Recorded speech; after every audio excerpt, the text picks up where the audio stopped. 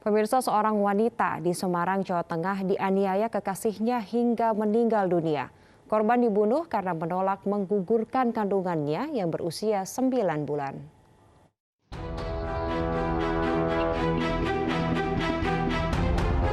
Tim Resmob Satreskrim Polrestabes Semarang menangkap seorang pria yang tega membunuh kekasihnya sendiri yang sedang hamil 9 bulan. Pelaku diduga menganiaya korban hingga tewas karena korban tak mau menggugurkan kandungannya. Namun pelaku berdalih tidak terima sering disuruh-suruh korban selama tinggal bersama. Pelaku juga mengaku hubungan keduanya tidak direstui oleh orang tuanya lantaran korban lebih tua. Karena saya sering disuruh pada saya untuk meminta mengambilkan barang yang bisa membuat saya emosi. Kapolres Tabes Semarang Kombes Pol Irwan Anwar mengatakan dari hasil otopsi yang dilakukan petugas diketahui penyebab kematian korban karena diduga mati lemas akibat tekanan kuat di mulut. Hasil pemeriksaan atau otopsi korban ditemukan setidaknya 3 hal. Yang pertama, diduga korban adalah mati lemas karena adanya tekanan yang kuat pada mulut. Itu yang pertama. Kemudian yang kedua, terdapat resapan darah di kepala bagian belakang. Ini diduga akibat dibenturkan kepala dari korban ke benda keras atau kemungkinan dinding. Kemudian organ hati korban itu robek, tidak beraturan. Dan kebetulan korban ini hamil kurang lebih 9 bulan. Kasus pembunuhan yang semula dilaporkan sebagai kasus serangan jantung itu berhasil diungkap oleh polisi karena banyak kejanggalan. Pelaku minta tolong tetangga kos untuk periksa kondisi korban dan mengaku menemukan korban dalam keadaan sudah meninggal saat pelaku sedang tidur. Namun dari hasil otopsi ada tanda-tanda penganiayaan di tubuh korban. Pelaku dijerat pasal pembunuhan berencana dengan ancaman hukuman 20 tahun penjara. Dari Semarang, Jawa Tengah, Kristadi, iNews melaporkan. Pemirsa, jajaran Polres Palopo mengamankan seorang pria yang mencabuli istri rekannya sendiri di sebuah kamar kos. Aksi pelaku gagal lantaran korban berteriak minta tolong.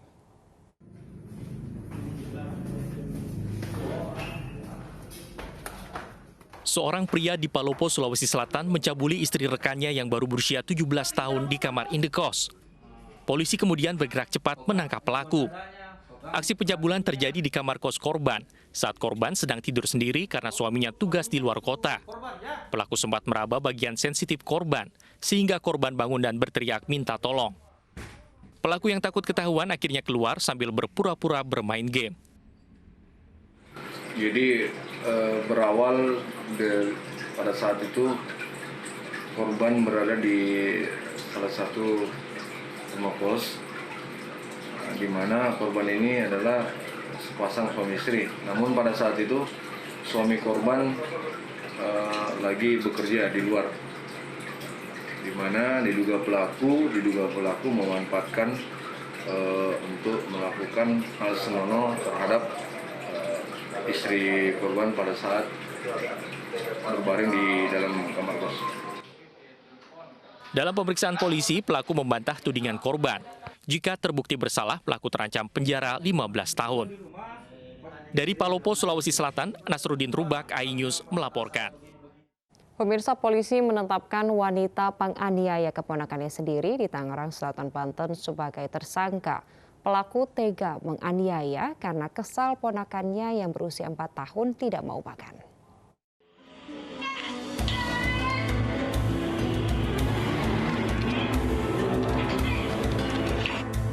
Video penganiayaan menggemparkan media sosial. Seorang wanita dewasa tega menganiaya bocah laki-laki berusia 4 tahun yang merupakan keponakannya sendiri di Pondok Aren, Tangerang Selatan, Banten. Usai videonya viral dan mendapat banyak kecaman, polisi akhirnya menetapkan penganiaya bocah sebagai tersangka. Dari hasil penyelidikan, sudah sering pelaku menganiaya korban, kebanyakan karena masalah sepele seperti kesal karena keponakannya tidak mau makan.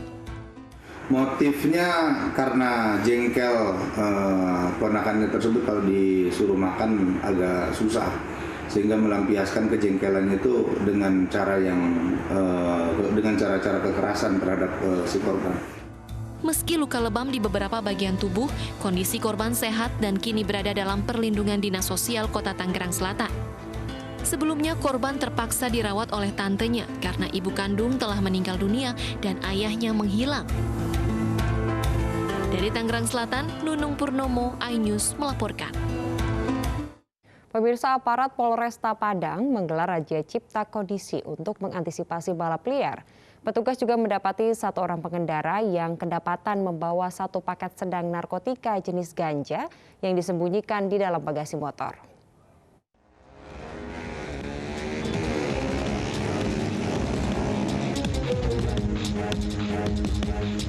Mengantisipasi aksi balap liar, aparat Polresta Padang menggelar razia cipta kondisi di kawasan Hatip Sulaiman. Sebanyak 30 unit kendaraan roda 2 dan 12 unit kendaraan roda 4 yang melanggar berhasil diamankan petugas.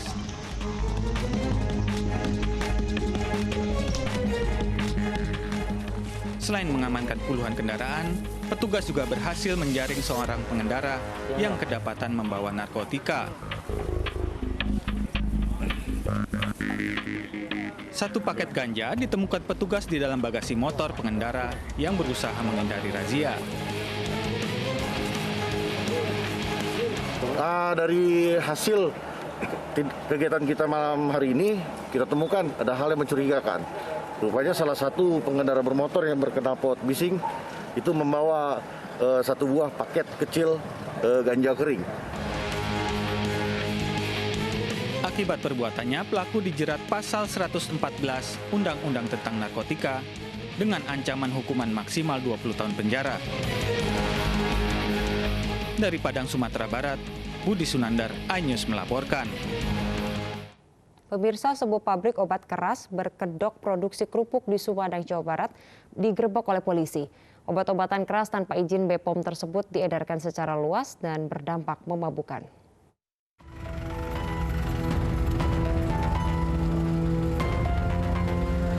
Polisi menggerebek sebuah rumah di pinggir Jalan Raya Bandung Cirebon, Sumedang, Jawa Barat yang selama ini diketahui sebagai pabrik kerupuk ternyata memproduksi obat keras.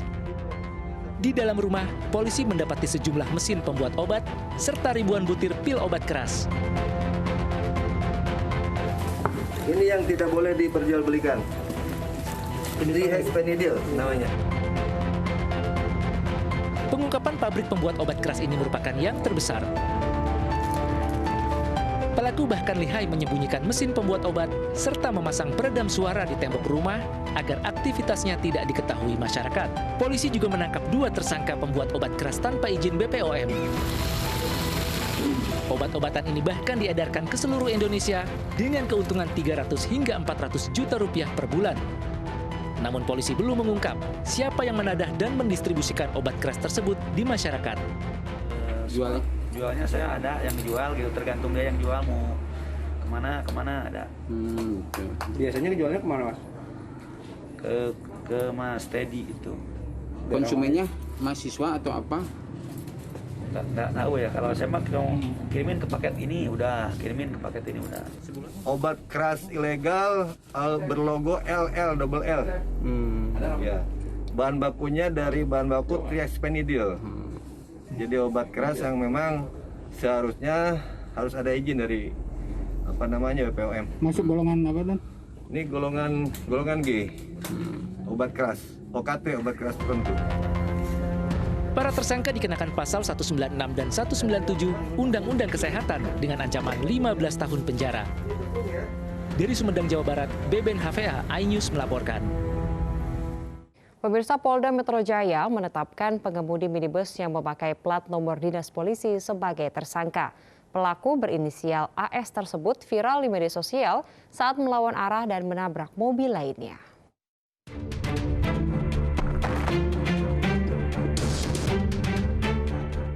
Ditlantas Polda Metro Jaya menetapkan pengemudi minibus bernomor dinas polisi sebagai tersangka. Pria berinisial AS adalah sopir dari anggota Polri aktif dan tidak ditahan. Penetapan tersangka berdasarkan keterangan saksi serta alat bukti, diantaranya mobil yang rusak akibat ditabrak pelaku. Polisi menyatakan plat nomor dinas polisi pada mobil pelaku adalah asli, namun tidak boleh digunakan karena tidak diperpanjang. Jadi pengakuannya bahwa yang bersangkutan secara diam-diam tanpa seizin pemilik kendaraan mengambil plat nomor ini dari gudang, kemudian memasangkannya di kendaraan Fortuner tersebut, kemudian dipakai keluar malam sekitar pukul 1:30 berangkat dari rumahnya dengan alasan untuk mencari makan. Tapi penggunaan plat nomor ini dilakukan diam-diam tanpa hak dan tanpa sepengetahuan dari si pemilik.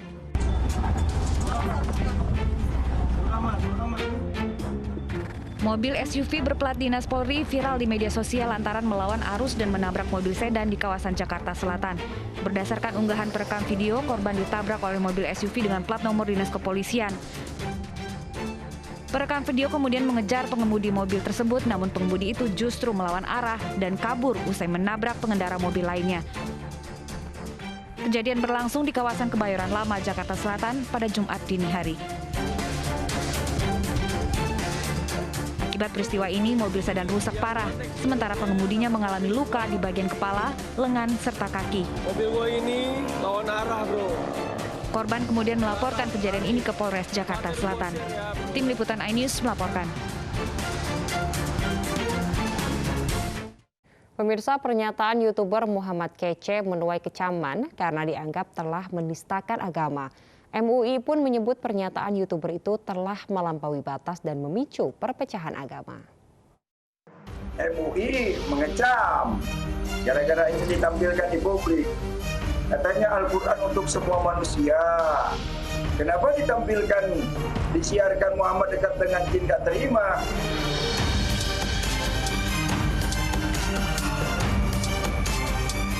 YouTuber Muhammad Kece menuai kecaman setelah melontarkan sejumlah pernyataan kontroversial yang dianggap menistakan agama.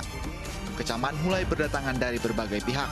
Bareskrim Polri pun mengaku telah menerima laporan dari masyarakat terkait YouTuber Muhammad Kece. Bahkan Muhammad Kece pun telah mengetahui bahwa dirinya telah dilaporkan ke polisi karena pernyataannya. Cam Muhammad Kece, MUI mengecam gara-gara ini ditampilkan di publik. Katanya Al-Quran untuk semua manusia. Kenapa ditampilkan, disiarkan Muhammad dekat dengan jin gak terima? Nggak bisa jawab, lapor polisi. Majelis Ulama Indonesia menilai pernyataan Muhammad Kece telah melampaui batas dan dianggap merendahkan agama dan dapat memicu perpecahan umat. Itu sudah melampaui batas-batas ya. Yang menurut saya itu akan sangat-sangat mengganggu kerukunan hidup antar umat beragama di negeri ini. Karena yang bersangkutan menurut saya telah masuk ke rumah orang lain ya, kemudian mengacak-acak rumah orang tersebut. Gitu. Sementara itu, Menteri Agama Yakut Khalil Qaumas menegaskan bahwa menghina simbol agama adalah pidana. Menag meminta para penceramah agama tidak menjadikan ruang publik untuk menyampaikan pesan berisi ujaran kebencian maupun penghinaan. Pemirsa, media sosial kembali diramaikan oleh mural berisi kritik terhadap pemerintah. Dan kali ini mural mirip sosok tenaga ahli utama KSP Ali Muchtar Ngabalin ditemukan di wilayah Bogor.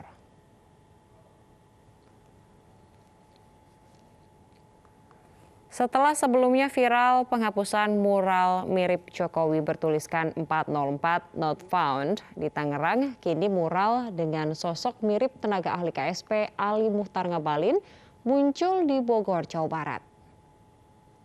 Dalam foto mural yang viral ini terdapat sosok mirip tenaga ahli utama KSP Ali Muchtar Ngabalin dengan tulisan 504 error menutupi bagian matanya. Istilah 504 sendiri merupakan kode error pada situs web. Belum diketahui pasti di mana lokasi mural ini.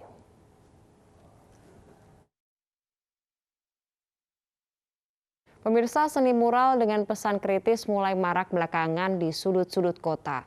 Namun lukisan indah penampung resah justru dihapus aparat di berbagai daerah. Mural kritis dinilai meresahkan, bahkan dianggap mengganggu ketertiban umum.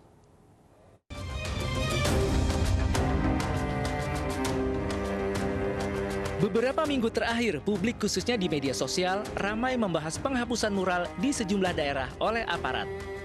Salah satu yang paling tersorot adalah mural mirip wajah Presiden Jokowi di Batu Ceper, Tangerang, Banten. Di bagian kedua matanya tertulis 404 not found, yang dalam dunia internet berarti kode error jika yang dicari tidak ditemukan. Aparat bereaksi dan langsung menghapus, bahkan pembuatnya diburu.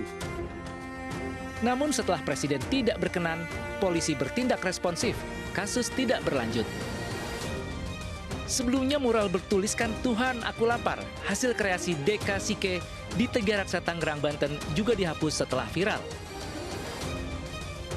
Polisi bahkan mendatangi rumah si pembuat mural, sehingga pembuat mural sempat mengaku tertekan. Di Pasuruan, Jawa Timur, sebuah mural bertuliskan dipaksa sehat di negara yang sakit juga dihapus oleh aparat. Mural ini sudah terlihat sejak 2 Agustus, namun sudah terhapus sejak 10 Agustus kemarin. Sementara petugas Satpol PP Kecamatan Ciledug langsung bertindak menghapus mural bernada sindiran pada pemerintah yang terpampang di Jalan Cipto Mangunkusumo. Mural yang dihapus tertulis, wabah sesungguhnya adalah kelaparan.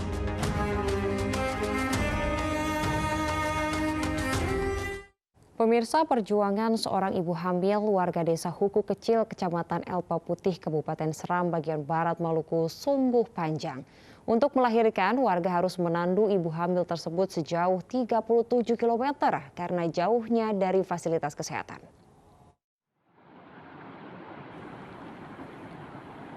Inilah video amatir yang merekam sebuah perjuangan warga desa Huku Kecil, Kecamatan Elpa Putih, Kabupaten Seram Barat, Maluku, saat membawa seorang ibu yang hendak melahirkan. Melewati jalan terjal, berliku, menyeberangi sungai, warga menandu ibu hamil bernama Yulian Lasatrira sejauh 37 km untuk menuju fasilitas kesehatan terdekat. Warga di desa Huku Kecil biasanya melahirkan secara alami dengan hanya mengandalkan ibu biang. Namun, persalinan Yuliana kali ini memerlukan bantuan tenaga medis. Padahal ini sudah kali ke-6 Yuliana melahirkan. Mari. Satu lagi.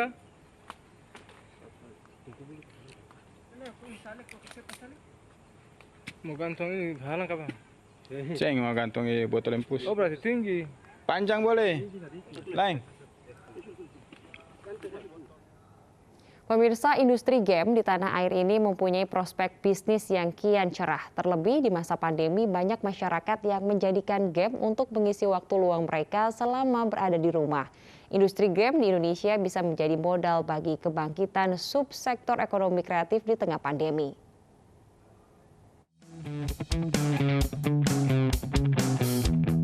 Industri game di Indonesia menunjukkan tren kenaikan positif. Bahkan industri aplikasi game developer memiliki nilai pertumbuhan positif tertinggi kedua di bidang ekonomi kreatif setelah industri pertelevisian dan radio. E-sport digadang-gadang bisa menjadi salah satu penyelamat ekonomi Indonesia dalam masa pandemi yang belum usai. Nominalnya wow, 24,88 triliun rupiah atau 2,19%. Sumbangan sektor gabungan antara aplikasi dan game developer untuk PDB nasional. Dan aplikasi game, subsektor aplikasi dan game developer ini menunjukkan tren kenaikan semakin positif dengan jumlah pertumbuhan hampir mencapai 4,5%.